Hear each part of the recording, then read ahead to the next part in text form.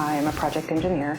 I work with a superintendent on the job site and a project manager. I was afraid that coming into this industry there would be more challenges.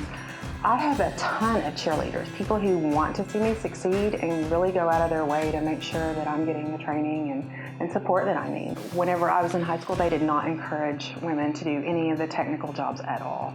And my parents wanted me to be a nurse or be a doctor or do something, that was kind of safe. Late in life, I decided to embark on this career, and I love everything. I get dirty, I get to go hang out with the guys, all of these men that are retiring, and the trades that haven't been really pushed by our parents, my parents. They're having some problems finding people, and women are the answer to that. For us to step in, and our natural ability to multitask makes us good at this job. That's kind of where this industry is headed. My degree at NWAC helped me because it introduced me to things that I just didn't even know. So many people in this industry, and a lot of my peers and classmates had been in this industry their whole lives and were looking for a stepping stone up into a different position. And I came into this not having that background, and so it introduced me to everything.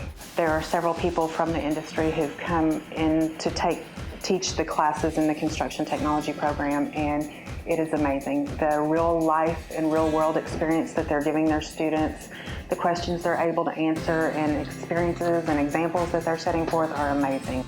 I love my job.